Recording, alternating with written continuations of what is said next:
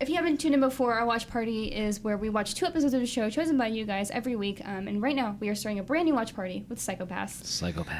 So if you haven't participated, now's the time to start, because we're just starting. Please watch Picard, and we love getting like tons of comments from everybody else. If you guys don't know, we record on Tuesday morning, so if you get comments in before then we will absolutely do our best to rate them on the show, especially if you have like some cool points to point out.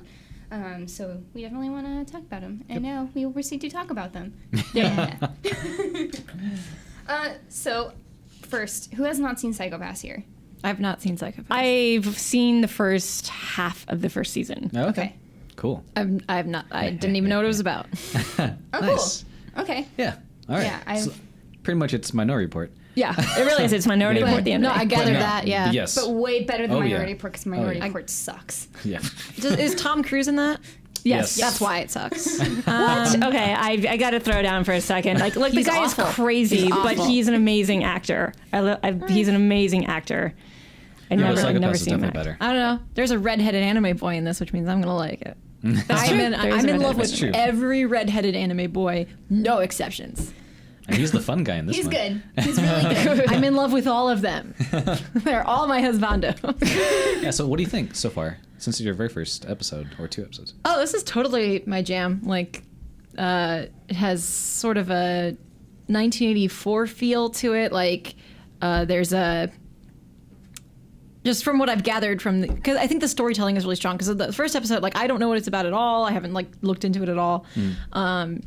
It did a really good job of posing questions that now I want answers to. So I think that's a really good way to get somebody hooked into a show. So I was really excited about that. And then just like the idea of, oh, we have this system that tells you what your talent is and like grades you on a job and decides if you're a criminal is very much Big Brother-esque to me. Oh, yeah. And it feels very influenced by Western sci-fi.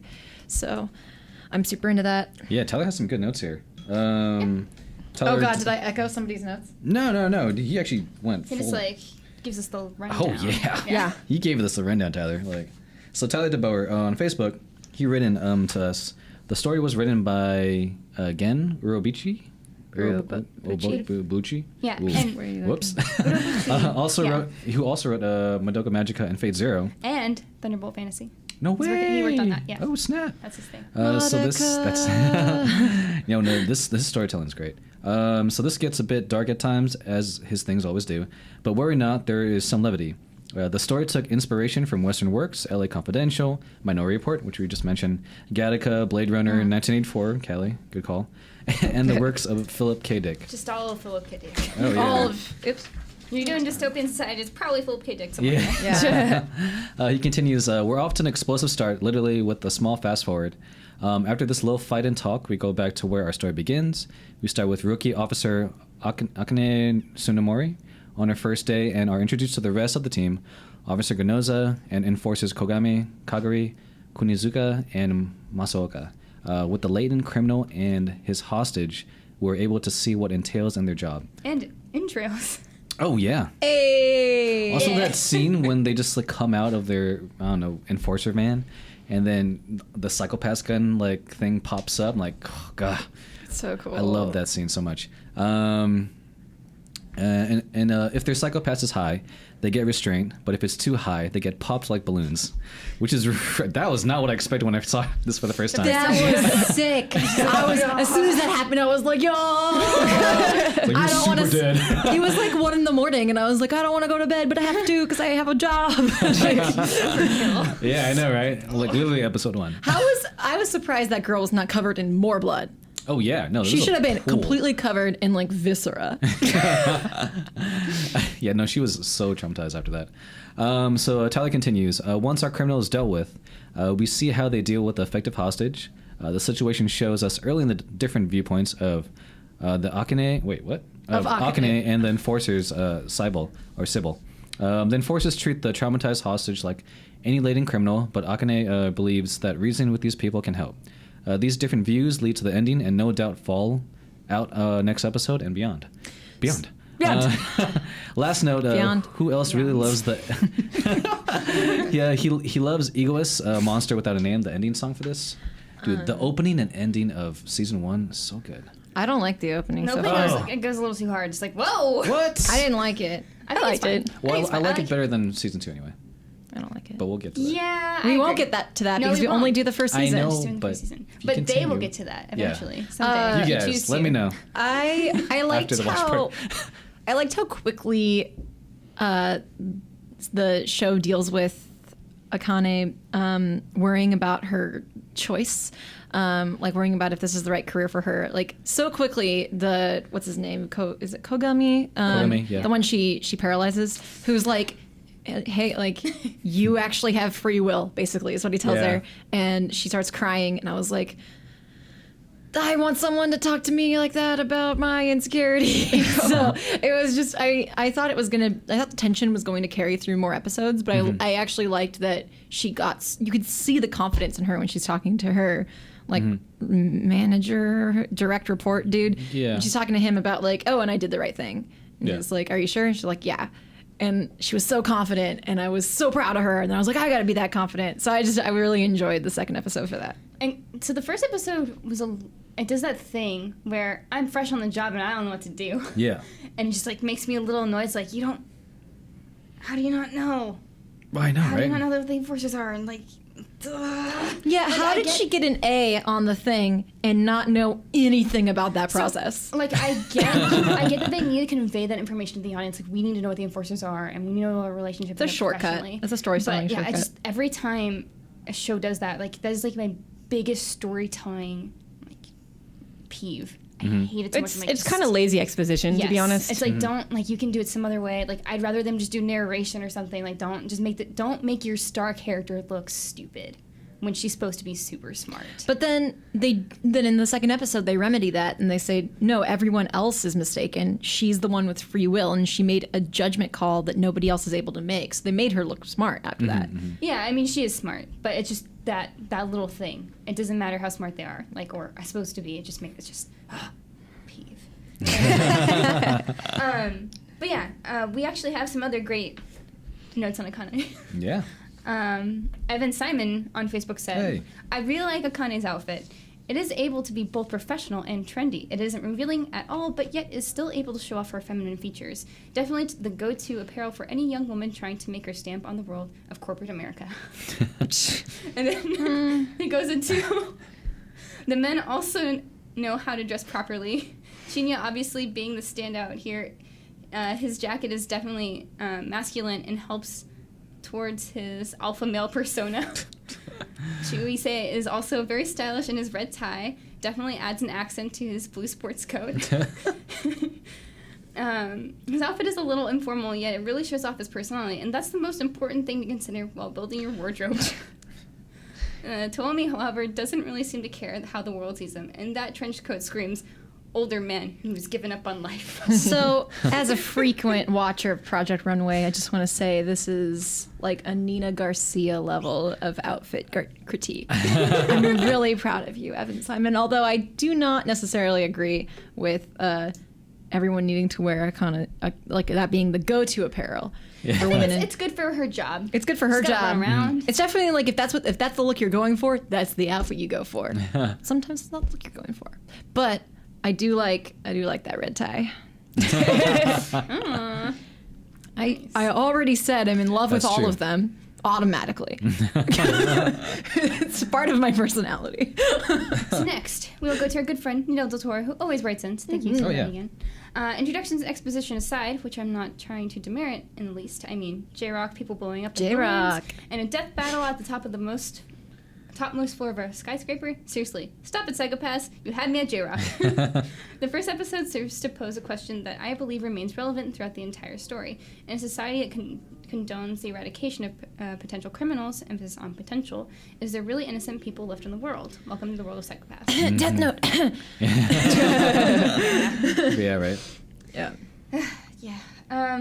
Yeah, I just like the setup a lot. The first episode just does a solid job Yeah. of, like, and the second episode, also great setup. It's just kind of like slowly easing you back into this futuristic world and just kind of like revealing all this great technology, Yeah. which I am upset that does not happen in the second episode at all. Like all of this stuff just second episode, second season. Like it's not a spoiler. Oh, it's okay. just that a lot of that stuff kind of gets cut out If you guys don't know, like my second season, people who have seen it, you know what I'm talking about. But it's just that's what I mean by like the show really quickly introducing a lot of things that I want questions I want answered and things I want to see more of. So when like it's like, oh, what kind of room do you want today? And it turns that depressing concrete room into this beautiful room. I was like, I want that. Yeah, this tech is really like when that was so cool. And the little jellyfish man, I loved him.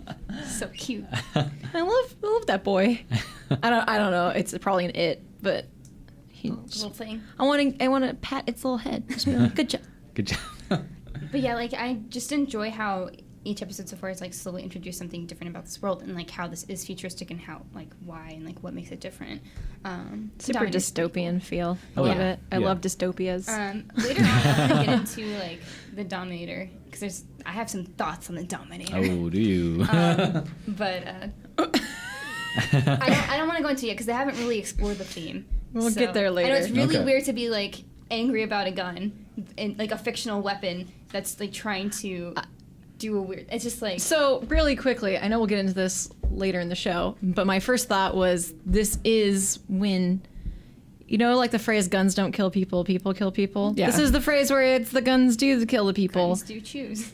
And I was like, that is weirdly like apropos, and I was super unsettled by that. Like not in like this show's bad for doing that, but like it made me think about real life stuff. Sure. And so I was kind of like, oh god, the implications. So Yeah, there's that, but this is more of like a fictional complaint. It's like a really dumb like, why would you do that? This messes up the fiction. But we'll get to it.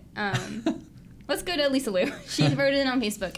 I almost didn't want to join this watch party because I don't enjoy stories that are too dark or have too much gore. However, the premise sounds super interesting so far. Sorry, there's a lot of gore in this. So despite the rape scene and literal blowing up of people, I watched the second episode. Oh, sorry, Lisa. Thanks for sticking with us. Yeah, Yes. I'm excited to see what else she had to say. Interesting little things I noticed. In the opening scene, the blood pressure of the enforcer was 150/101, which is either a terrible reading or he is still terribly sick. So that number is actually the crime coefficient. So not a blood pressure reading. Yeah. So But based, I love you thought that was. I know. I was like, whoa.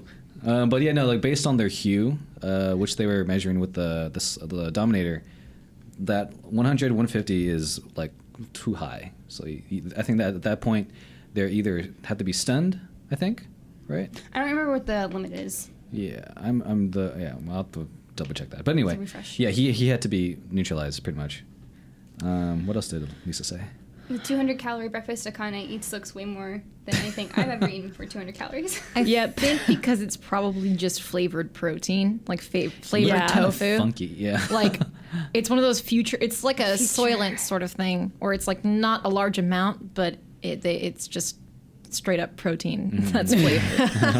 That's why it's like I want a Chinese flavored breakfast instead of like I want a Chinese breakfast. Yeah. Yeah. It's like make me the food. It's like It was like sort of like I was sort of sad watching that scene actually. Yeah. Aside from the room and the clothes changing, that was cool. The clothes was that's Yeah, the the next clothes are thing. great. Yeah. Lisa also agrees. Says, I want that closet compact. No more physically changing clothes 3 times and making my room a mess before I leave the house. Midday outfit change. Midday outfit change is my jam. So cool. So my question about that is, so like so she's wearing the business outfit underneath, right? And she's changing the look of it outside. So like, But is she? I know that's We what don't know what she's wearing. That's why I'm confused. Like, so are you cold then? But you look like you're warm. You know? That's like okay. Anyway. Yeah, the logistics of this technology are unexplored. And unfortunately never really go explored. Exactly. But we need to know. But it's cool. Yeah, but Yeah. you look cool to all your friends, so that's Yeah. the important thing. Yes. I just like the practical aspect because my room is always a mess in the morning because I'm like I don't like this, and I have clothes everywhere. How cool would it be if there was like an app and you just like look at clothes and you choose it and you buy it and then it's like downloaded to your compact and you just have all Oh those my clothes God. and you can try them on and just like click if you want to buy it. That'd be I so would spend cool. much more money on clothing. I hate clothes shopping, but I love clothes, so this would be like the perfect app for me where I'm like, I'll just try it on in my room and then buy it if I want it. Time saving.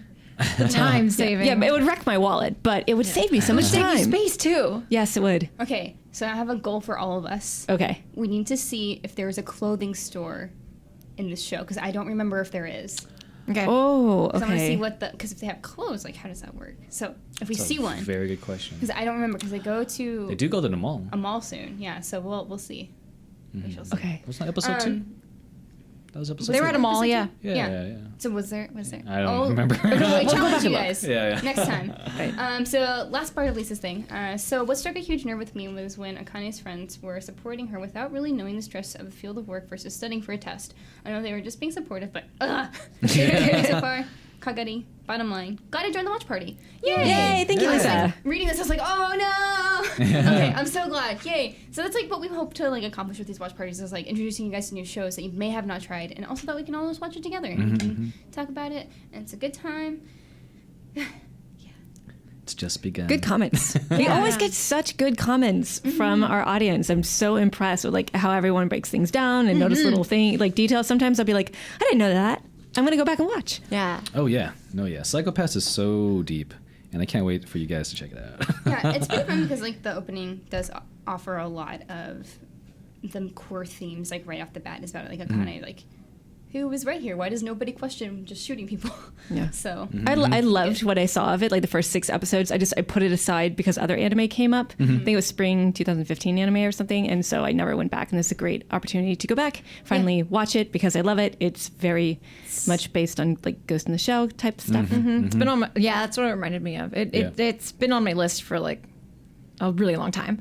So I'm glad to finally have an excuse to, because I think the moral of the story for this whole episode is it takes a lot for me to watch something because I haven't watched Ruby still, even though everyone says it's good. I like the watch party because it will actually get me to watch something that I definitely would have enjoyed anyway and get to have a cool conversation with my friends Yeah. and all of you. cool. So that's it for I guess this watch party. Unless you guys got anything else? Nope. Good? Nope. No. Cool. Yeah. So be sure to tune in next week for episodes 3 and 4, and we'll be talking about those episodes. And you can, of course, write in again at IGN_Anime Club at IGN.com. That is our email, or you can comment on the Facebook. It's just facebook.com/group/IGN Anime Club. It's called IGN Anime Club Official Group.